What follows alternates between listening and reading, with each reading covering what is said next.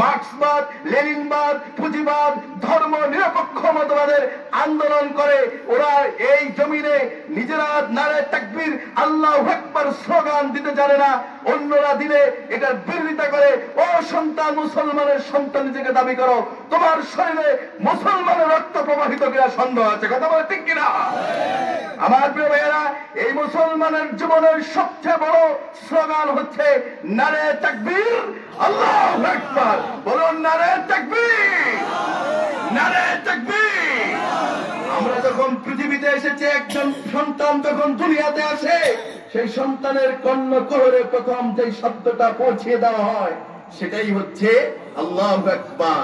আল্লাহ মহান, আল্লাহ বড়, কথা বলেন ঠিক কিনা?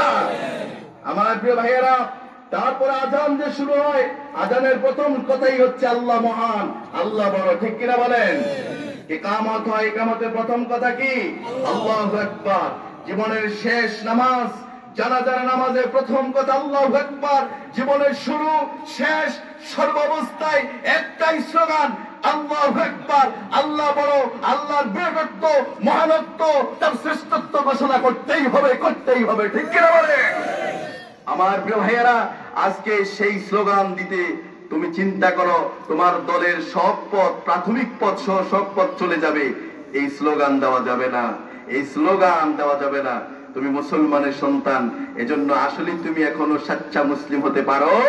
আল্লাহ বলছেন ওয়ালা তামুতুন্না ইল্লা ওয়া আনতুম মুসলিমুন। মুসলমান না হয়ে মারা যেও না। মুসলমান হওয়ার জন্য মৃত্যুর আগে মুসলমান হতে হবে। এই মুসলমানটা কি কালকে হবেন না পরশু হবেন? কথা বললেন না সবাই? কালকে হবেন না পরশু হবেন? এই মুসলমান এক্ষুনি হয়ে যেতে হবে, ঠিক আছে কথা? এক্ষুনি মুসলমান হতে হবে। আমার কেউ ভাইয়েরা, মুসলমান হয়ে যেতে হবে।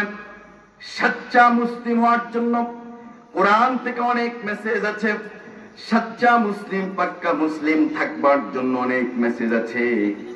আমি আমার প্রিয় ভাইয়েরা, সংক্ষেপে আমি কয়েকটা পরামর্শ দিতে চাই, সাজেস্ট করতে চাই, গ্রহণ করতে সবাই রাজি আছেন? আমার প্রিয় ভাইয়েরা, আমি 4-5টি পরামর্শ রাখতে চাই। আমার প্রিয় ভাইয়েরা, 1 নাম্বার যেটা বলবো সেটা হচ্ছে তাকওয়াল্লাহ। আল্লাহর ভয়। কার ভয়? মুমিন জীবনে সব সময় থাকবে একজনের ভয়। চিৎকার দিয়ে বলুন তো তিনি কে? আমরা সবচেয়ে ভয় বেশি পাবো কাকে? আল্লাহকে ভয় করব। আল্লাহ আমার রব, এই রবই আমার সব।